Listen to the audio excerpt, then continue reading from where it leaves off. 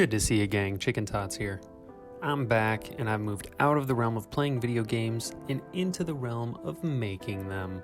Whoa. Where did all this come from? Well, I've been curious about game development basically since I started playing video games. I mean, who didn't daydream as a kid what kind of game would be the most fun to play or to make? So while the interest was there, I was always kind of too imitated by how technical and difficult it seemed. The stories of Minecraft and Stardew Valley were legends to me.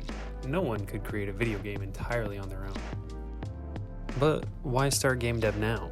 Last week, the YouTube algorithm showed me a video about Godot, which is a free and open source game engine. It was interesting enough for me to dive a little deeper, so I downloaded Godot and I started to tinker around with physics, tile maps, and UI stuff like buttons and scene changes. I was watching a lot of Godot tutorials, and the concept of game jams kept coming up. I checked out itch.io, and I saw a world I didn't know existed. As a brief side note, a game jam is a contest where the goal is to make the best game possible within a given time frame. If you didn't know, now you know. Joining a game jam seemed like a fun challenge, so I checked the schedule to see what was upcoming. Trijam takes place every single weekend, so I signed up for Trijam number 149. Trijam, as the name might imply, it's 3 hours long. I signed up to create my first game ever in a 3-hour game jam. I am not a smart man. If you have the time, go check out the winners of previous Trijams. You'll be amazed at the quality that people can create in such a short window of time. I did not quite live up to those standards. I'll take you through my process. So the 3-hour limit applied just to implementing the code and creating the assets. Thankfully, that meant that I had plenty of planning time and I didn't have to do all of that under the same 3-hour time limit. The theme of the game jam was flipped, so my game should ideally feature some representation of that idea.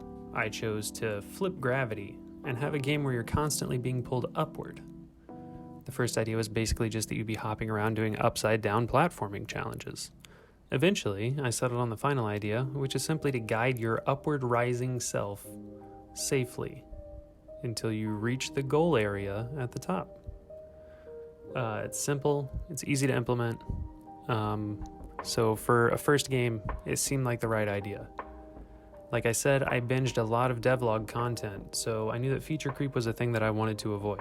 I used LibreSprite to create the art assets, the angry cloud for the hazard, the happy cloud for the platforms, a baby holding a balloon to represent the player, and this horrendously ugly background. I threw the happy cloud into a single sprite tile map so that I could paint the level quickly with clouds, but I still ran too short on time to finish the level. The angry clouds are all duplicated from the same object because that was the only way I could easily get things to work as intended. Turns out I didn't exactly knock that out of the park, but nobody seemed to notice. The final submission has no sound effects or music, it's ugly and it's short, but it runs, it doesn't crash, and that's enough for me to be proud of my first game.